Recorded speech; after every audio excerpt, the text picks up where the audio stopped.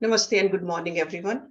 Let's start our Saturday Gita class. And today we are going to go through chapter number 9, Raj Vidya, Raj Yoga. Om Pathaye Pradibodhitam Bhagavata Narayan Swayam Vyasen Gratitam Puran Munina Madhye Mahabharatam Advaitam Ritvarshini Bhagavati Mashtadashadhyayane Am Tvam Anusandhame Bhagavad Gita Bhagaveshane नमो अस्तुते व्यास विशाल बुद्धे full Arvind आयत पत्र नेत्र येन तव्या भारत तैल पूर्णा प्रज्वलितो ज्ञान में प्रदीपा परपान पारी जाता है तोत्र एक पाने ज्ञान मुद्राए कृष्णाए गीता अमृतुए नमः सर्वोपनिषदो गावो दोगदा गोपाल नंदना पार्थो वत्सा सुधीर भोगता दुग्धम गीता अमृतम महत वसुदेव वसुतम देवम कंस चानूरमर्दनम देवकी परमानंदम कृष्णम वंदे जगद्गुरुम भीष्म द्रोण तटा जयद्रथ जला गांधार नीलोत्पला शल्य ग्राहवती कृपेन वाहनी कर्णेन वेलाकुला अश्वत्थाम विकर्ण घोर मकरा दुर्योधन अवर्तनी सोतीर्णा खलु पांडवै रन नदी के वर्तका केशवा पाराशरे वत्सरोजमलम गीता अर्थगंधोटकम नानाख्यानक केसरम हरि कथा संबोधन अबोधितम लोके सज्जन षटपदे रह पे पिये मानम मुदा भूयाद भारत पंकजम कलिमल प्रध्वंसी न श्रेयसे मूकम करोति वाचालम पंगुम लंघ्यते गिरिम यत् कृपात् महं वंदे परमानंद माधवम यम ब्रह्म वरुण इंद्र रुद्र मरुतः स्तुन्वन्ति दिव्यस्तवे वेदै सांपदक्रमोपनिषदै गायन्ति यम सामगा ध्यान अवस्थे तद्गतेन मनसा पश्यन्ति यम योगिनो यस्यन्तं न विदुसुर असुरगना देवाय तस्मै नमः. So chapter 9, Raj Vidya, Raj Yoga. From chapter 7 onwards, Lord Krishna has been pursuing the theme of bhakti, or you can say the spiritual practices. It's almost like a mathematician solving his problems step by step for the benefit of the student. Nowhere he insisted upon any blind faith. On the other hand, he said at every step, he has been giving us necessary data, rational arguments for the why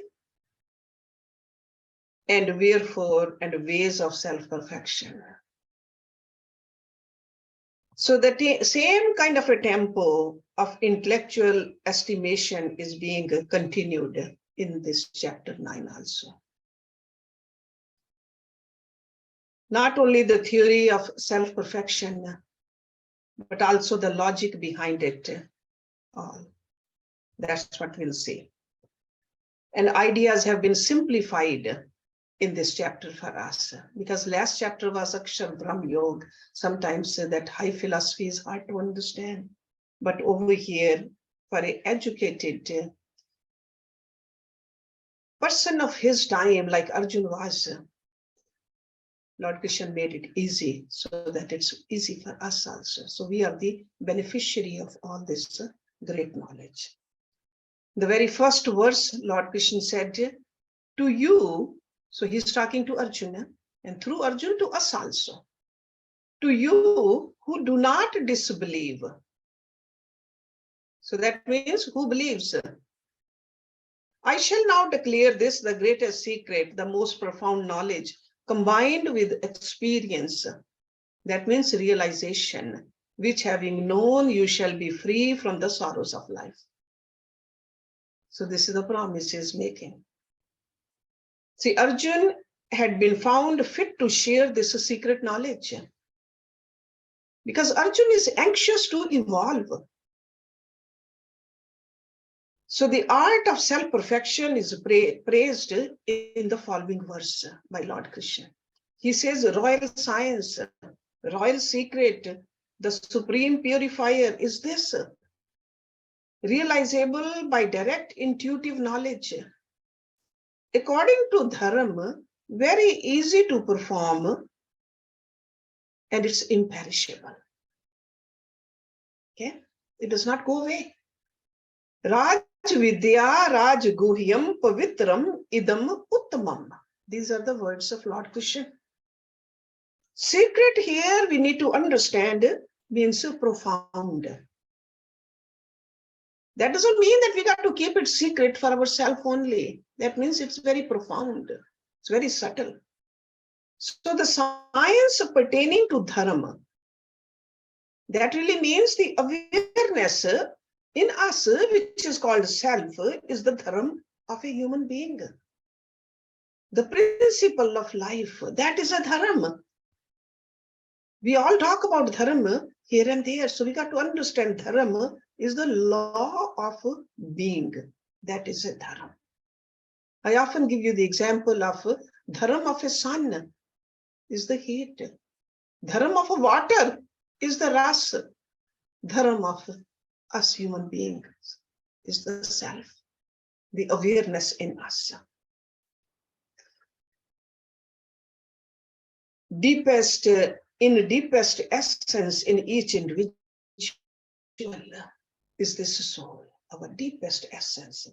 So the technique of self-integration, ultimately gaining of complete mastery over ourselves, is an art. And he says it's easy to master for the sincere and the diligent. But anybody who's not sincere and diligent, for that person, it's definitely difficult. And the gains acquired through a faithful pursuit of this royal science, Raj Vidya, he says, imperishable nature. See, the outer Vidyas, they can be taken away. Outer wealth, material wealth can be taken away.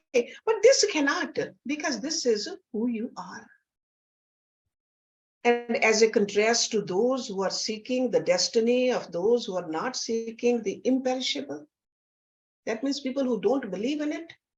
He says in verse number 3, persons without Shraddha, the faith, in the dharma, that means the divine self, without attaining may return to the path of rebirth fraught with death. So in other words, if you don't have a faith in it, you are not going to apply yourself and you'll come here again and again. But if you have a faith in it and you move towards it, then you will attain the supreme. This is what he is telling us. So men of extroversion, meditating upon the sense objects, bartering away their intellectual capacities, emotional powers, physical strength, only for seeking the worldly wealth, acquiring, possessing, only for the sensual satisfaction. That's what he's mentioning. They'll have to come back here again. And in the following verse, he is glorifying knowledge when he is explaining what this dharma is to be followed. Verse number 4, he says, all this world, that means the whole universe, is pervaded by me in my unmanifest form. All beings exist in me, but I do not dwell in them. Maya tatam idam sarvam jagat avyakta murtina. Avyakta means unmanifested. So in the whole universe, the subtlety of a thing is measured in terms of its pervasiveness. So subtler it is, more pervasive it is. So subtlest must be all pervasive. And God is the subtlest. That's why everywhere there's no place where God is not. So if the infinite pervades the finite, what exactly is the relationship between them? Is it that the finite rose from the infinite? Or is it that the infinite produced the finite? Has the infinite itself become the finite? Or as a modification of itself? Or do they both among themselves keep a father-son relationship. Philosophers think about that. They have these kind of questions in their mind. What really happened? Because he is saying that all beings exist in me, but I do not dwell in them. What kind of a relationship is that? This is a relationless relationship. It's called a theory of a superimposition. We often use the example of a ghost and the ghost. Ghost would say, the ghost is no doubt in me, but I'm not in the ghost. I was never in the ghost, never will be in the ghost, because there's no ghost. It's only superimposition. That's how the relationship is with the manifest and the unmanifest. Lord says, I, in my unmanifest nature, am the substratum for all the manifested. Substratum. See, just like a ghost is the substratum for the ghost. All the names and the forms, neither in their joys, nor in their sorrows, neither in their births, nor in their deaths, am I sharing their destinies, because I do not dwell in them. That's what he's saying. Then there must be some sort of an existence for the finite in the infinite. In verse number 5, he says, nor do the beings exist in reality in me. Behold my divine yoga, Yog Maya, supporting all beings, but not dwelling in them, and I myself the efficient cause of all beings. See, in these verses, he is explaining this to us. So that's why very important to pay a little deeper understanding, just kind of a contemplate on these verses a little bit more. Because some verses we can understand the way they are written. Some we have to just dig a little deeper into them. In the infinite, never has the finite ever risen. Post saying in me, this electric post, never has a ghost existed. Never ever. Only appears to be. Or another example I would like to give you for the waker, the pleasures of the dream world are never available. You can imagine, but they are not there.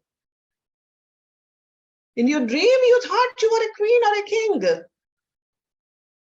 People were praising you, but in reality, when you're awake, none of that is there. So at the same time of the direct subjective experience of the self, there is no cognition of the pluralistic world, which is born out of the forgetfulness of the infinite. When we forget about the Atma in us, we start thinking we are the body. That is out of the ignorance. Shri Krishna gives a vivid example here in verse number 6. As the mighty wind moving everywhere rests always in space, that means in Akash, even so know you all beings rest in me. So in other words, he's saying the grosser rest in the subtler.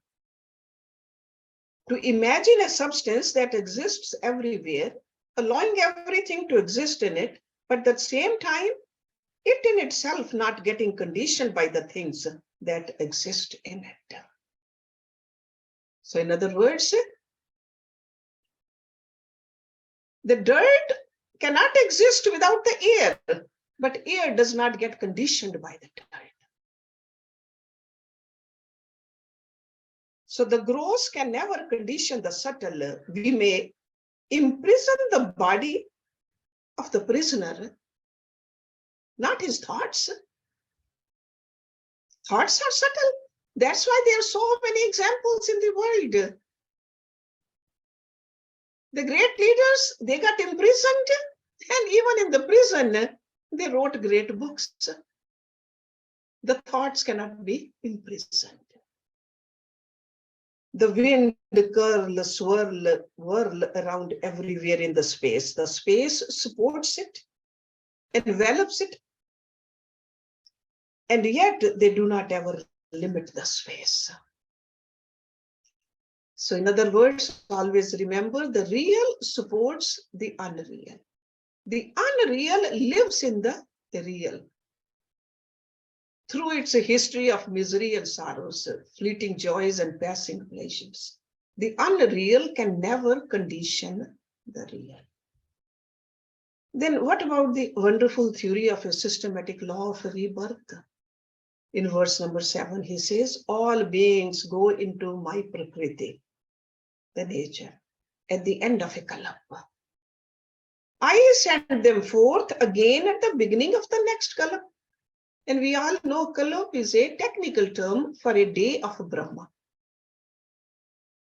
Very quickly, let me remind you, a day of Brahma is equivalent to 1,000 Mahayugas. And each Mahayuga has 4 yugas: Kali Yuga, Dwapar, Treta, and Satyuga. And they're equally long the nights also. So Kalp is for our understanding, it's a big number, but that is just a day for Brahma. So all beings go into my Prakriti at the end of a Kalp. That means they become unmanifested. And when the day comes, they become manifested again. Animating my Prakriti, I again and again send forth all these helpless multitude of beings by the force of Prakriti. And how does the law of karma shackle the infinite? Sitting like one indifferent. So he's talking about the Atma. In this manifest, there is an unmanifest also. So sitting like one indifferent and unattached to these acts do not bind me. There is neither any attachment nor any aversion, no rag, no dvesh. Self is eternal. It is unmindful of what type of world is projected forth. It's not even anxious about creating a better world. We are talking about Atma and the Paramatma. And what exactly is the strange relationship between the infinite and the finite? Verse number 10, I'm sorry. He says, under me, as her supervisor. So God says the Prakriti is under me. Prakriti produces the moving and the unmoving. Because God is telling, God is supervising, because of this world revolves. So relationship between the actionless self and the active non-self. It is a light of the self that vitalizes the Prakriti. Why is it that all beings are not able to identify themselves with the self? So even though it's the closest of the close, still we don't identify. We keep identifying ourselves with the outer things, whether it's the body or the mind or the intellect or the objects which we have acquired or we want to acquire. Fools, he says, disregard me when I dwell in human form. So if you don't recognize it, he's calling us, we are fools. Of course, if we are ignorant, we are fools. This is verse number 11. Fools disregard me when I dwell in human form. They do not know my higher being as the great Lord of all beings. So ordinary people are unaware of my real status, he says. To mistake the idol for God or the form of the Guru for the infinite is to mistake the container for the contents. And why are the fools incapable of right understanding and correct judgment regarding the true nature of the self? He says, of vain hopes. Vain means false. In Sanskrit, he uses the word mog, asha, karma. So vain hopes, vain actions of vain knowledge and devoid of discrimination, they verily are possessed of the delusive nature of Rakshas and Asur, devilish and demonic, he says. But on the other hand, the great souls, Mahatma, partaking of my divine nature, worship me with a single-minded. That means with a mind devoted to nothing else, knowing me as the imperishable source of all beings. This is verse number 13. So deluded by the false desires, false activities to fulfill those wrong desires, some become confused in intellect, totally confounded in their reasoning. Such people lose all divine perspective. That means we forget what our goal of life is. And when we forget what the divine goal of life is, we become monstrous in our activities. We don't mind hurting others. We don't mind being greedy. We don't mind becoming arrogant. So that means these people have lost their higher urges. The cause for such a fall in the values is what? Desires. Desires. So that's why he says the vain actions, negative vasanas can arise. They can only thicken the dull-witted, stupidities of the intellect. But as a contrast to these demonic and devilish personalities, he talks about the great souls also in verse number 14. Because great souls, they worship me, he says, with a single pointed mind. How? Always glorifying me, striving, firm in vows, prostrating before me, and always steadfast. They worship me with devotion. Kirtayantaha, dridvrataha, namasyanta. These are the terms he uses in this beautiful verse. To adore an ideal with reverence and devotion, and to say the glories at all times, continuously, even in this silence of your mind, just remembering God, steadily flow love, which is just beaming. Inside remembering God and outside it's beaming into divine activities. Then he says prostration, because that is an outer action. It could be a physical act, but in prostration, what we do? Prostration implies the detachment and surrender of false identifications that the devotee may have. Every time we bend down, we got to see that is our own ego melting away or not. He says, and others reach me through other means. Others also, if somebody cannot do that, because this great philosophy, Gita philosophy, Upanishadic philosophy, understands that we all have different aptitude. Some people can easily prostrate, others may not. So that's why he says, others also offering the wisdom sacrifice, worship me. Gyan yajna. In various ways, regarding me as the one, as the distinct, as the all, faced in all forms, faces everywhere. Bahuda vishvato mukham. So their knowledge has risen to the level where they can see God everywhere. So the destruction of ignorance with the fire of Gyan is called Gyan Yajna. Remember that. Gyan Yagya has no ritualism. It is a constant remembrance of God.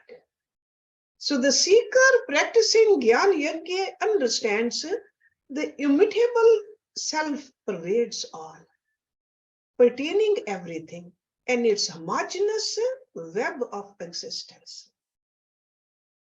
That God is the one which is holding all these phenomenal worlds together.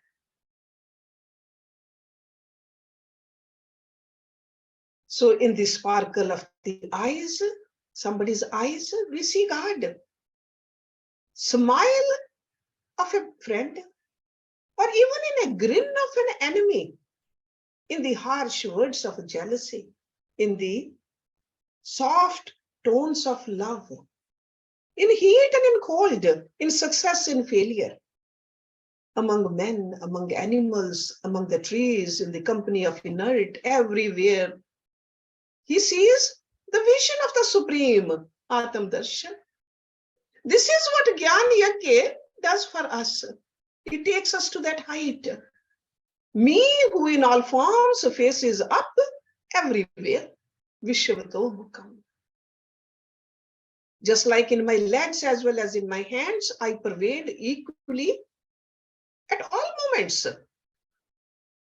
The same way the Brahm is, the God is pervading everywhere, in everybody at all times. Then he gives examples. He says, I am the sacrifice. Verse number 16. I am the offering to ancestors. I am the medicinal herb and all plants. I am the mantra. I am also the clarified butter, the ghee which we use to do the havan. I am the fire. I am the oblation. So these verses, they express how the self is the existence everywhere, in all actions and factors constituting actions. I am the father of the world, he says, the mother, the sustainer, the grandsire. The one thing to be known, the purifier, the syllable Om, and also the Rig, the Sam, and the Yajur also. The self is that having known which anything else becomes known.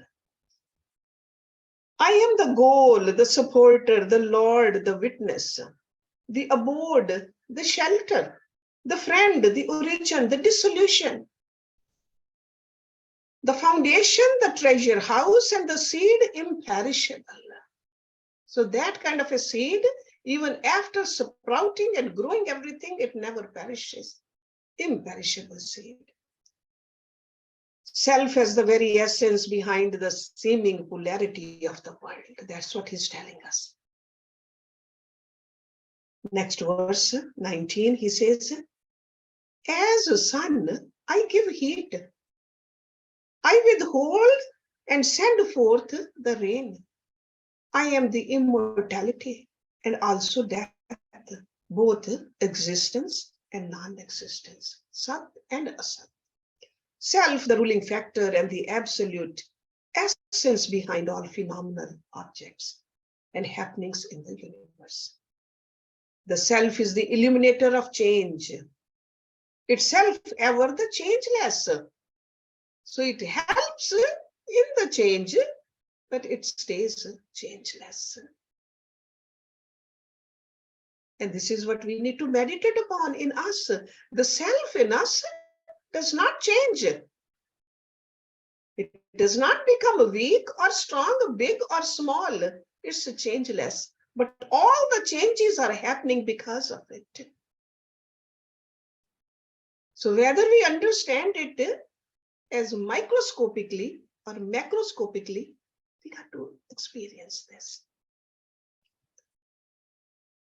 And Sat and Asat terms are used to indicate the cause and effect, the unmanifest and the unmanifest, unmanifest and manifest.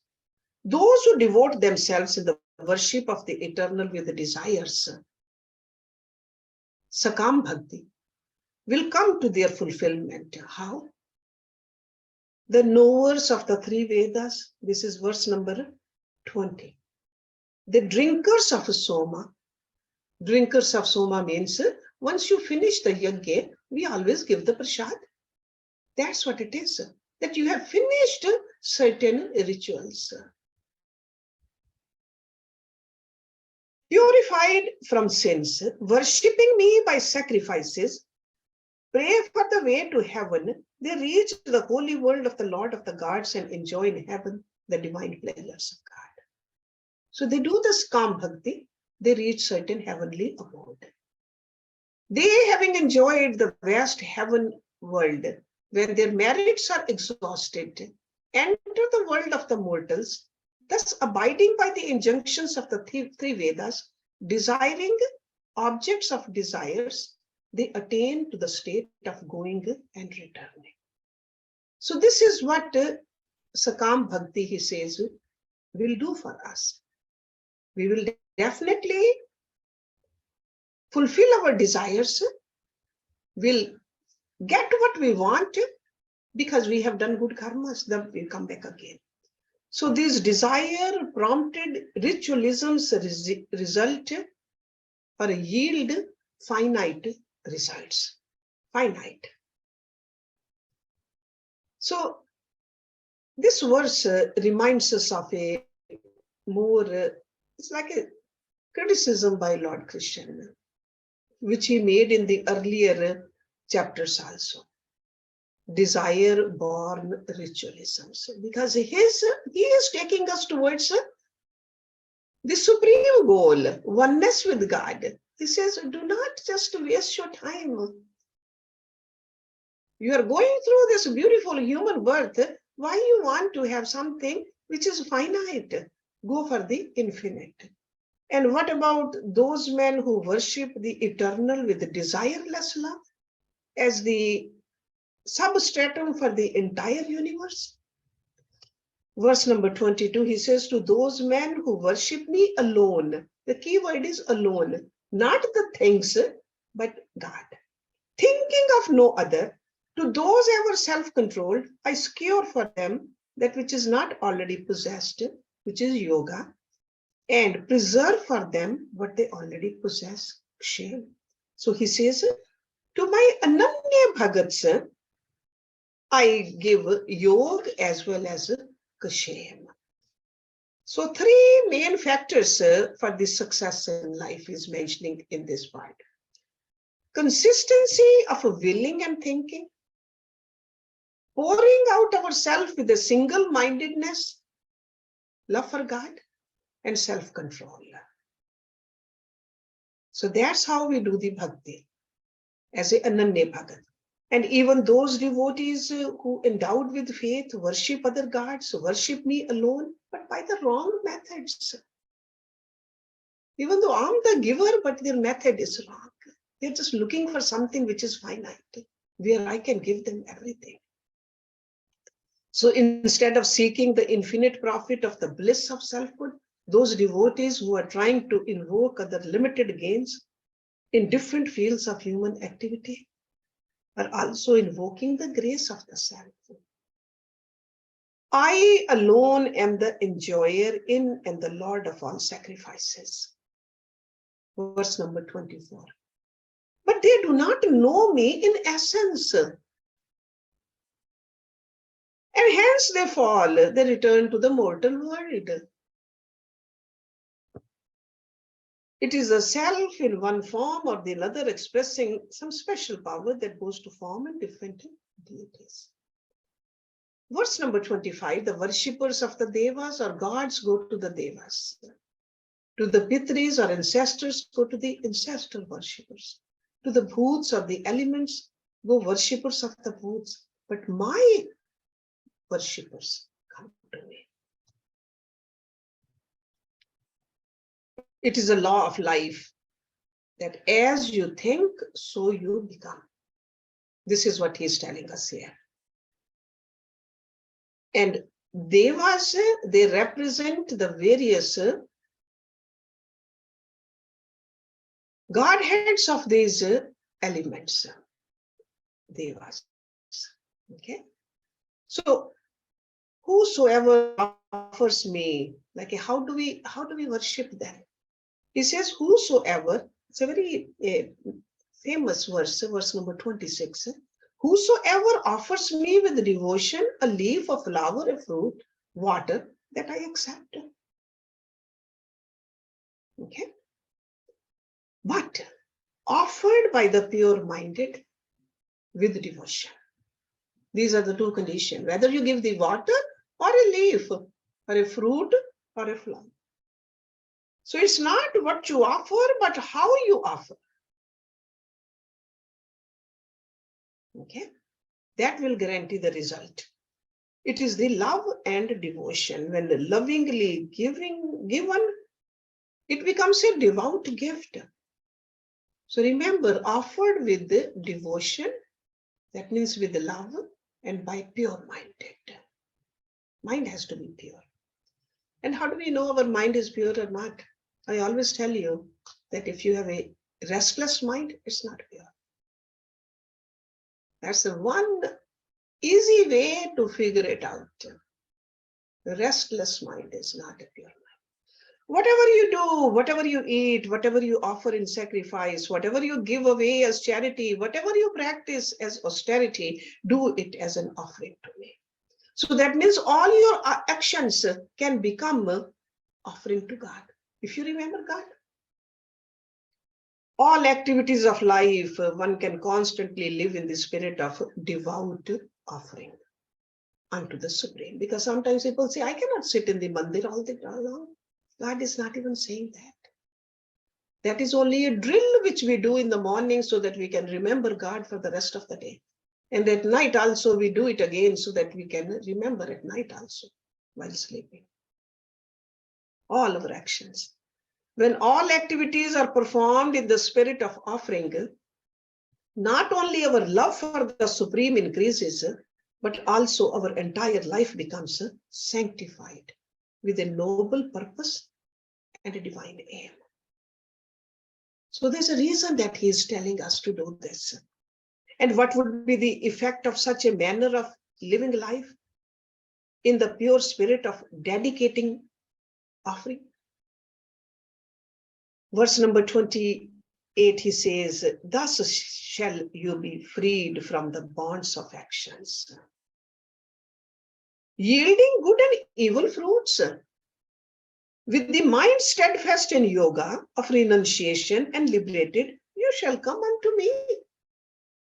That means all the bonds of the karmas, we are here because of the karmic bondage. He says, if you live like this, all the bonds will go away. By living life in a spirit of offering, the individual can come to claim and finally enjoy the highest perfection which meditation promises and the yajna spirit guarantees. He uses the word sannyas also. He says sannyas is the renunciation of all egocentric activities and all anxieties and cravings for the fruits of actions. If you want to understand what sannyas is not to run away from this world. Sannyas is not to just wear certain color of clothes or put certain kind of a tilak on your forehead. Sannyas is a renunciation of all egocentric activities. And then number 2 is all anxieties or cravings for the fruits of actions. The seeker is promised that he will go to the Supreme. So what is the nature of that Supreme? What is that self? Next verse in 29, he says, the same am I to all beings. To me, there is none hateful nor dear. But those who worship me with devotion are in me and I'm also in them. So that means there's a oneness with that. Otherwise, self is everywhere. He says, I don't hate anybody. There's no partiality in God. But he says, who loves me with devotion, they are in me. Because this oneness has happened. So worship is a technique by which, in essence, the entire thought forces in the worshipper are mobilized and turned to flow towards a diviner point of contemplation. ever seeking and total identity with the truth. That's what we need to meditate upon. Even though truth has neither a preference for nor a prejudice against anyone, some noble souls come to experience through their devoted worship their oneness with the divine principle, the self. And he says in the next verse, even if the most sinful worships me. So that means a person has changed the direction of life. Even if the most sinful worships me with devotion to none else. So that's the key part of the sentence here. Or you can understand like with a single pointedness, he too should indeed be regarded as righteous, for he has rightly resolved. So resolve has to be there. So if the resolve is not there, then it hasn't started yet. And how do we know that what we are talking is not a bluff? What exactly is the effect of such a single-pointed devotion? Verse number 31, he says, soon he becomes Dharmatma, righteous, and attains eternal peace. Know for certain, he says. He says, I'm not bluffing. Know it for certain that my devotee is never destroyed. It's a very logical thought that lie behind the daring assertion of Lord Krishna here.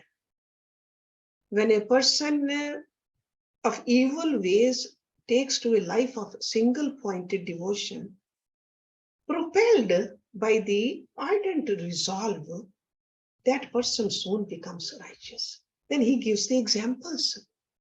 In the next verse, 32, for taking refuge in me, they also, who may be of a sinful birth, women, Vaishya, as well as Shudra, even they attain the supreme goal. So he's not talking about a gender over here. He's not talking about a caste system over here. He's talking about the color of the mind. When he talks about the women, a feminine mind. It could be a male body, but a feminine mind. Feminine mind is a larger share of deep affection and binding attachment to the people. He says, those people can change too. And who's a Vaishya? Commercial attitude. Thoughts and actions always about accumulating, procuring, like a traders. Always calculating the profits. How much I have accrued, what my investment is doing. It's a calculating mind. He says, if that person changes, that mind becomes full of God, they will reach me too. And who's a Shudra? Mental attitude of slumber and slothfulness. That's a wrong tendency in the mind, created by the past unhealthy thought of negative living. I'm going to do only this much. I want more, but I want to do only this much. But a devotee says, no, everything I have in my power is yours, God. I'm not going to look at the result. I'm not going to look at the profit. I'm not going to get attached to the people. You are the only one for me. That is the resolve he's talking about. How much more easily than the holy Brahman and the devoted royal saints attain the goal. Because those people have already started walking on the path. He says, having reached this impermanent and joyless world, do worship me devotedly. Because if somebody's already doing it, and they can have more sincerity into their worship, they can definitely attain the higher heights. And how then am I to worship you? Lord says, Fix your mind on me. Be devoted to me. Sacrifice unto me. Bow down to me, having thus united your whole self with me. Taking me as a supreme goal, you shall come to me.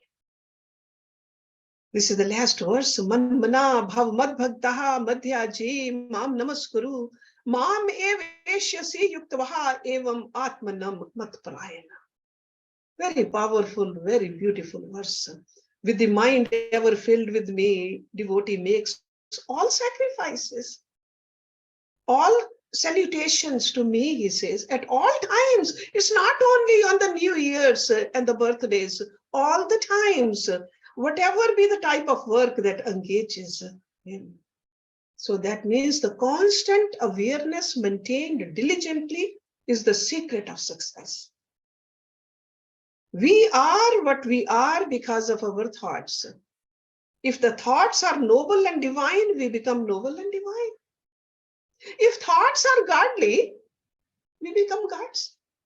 It's that easy. Our thoughts dictate who we are. Since pure consciousness is the knowledge in those who light all conditioned knowledges are made possible, this science dealing with the absolute has been rightly called the royal knowledge. It's the knowledge of all the knowledges, he said. Raj Vidya, Raj Guhya.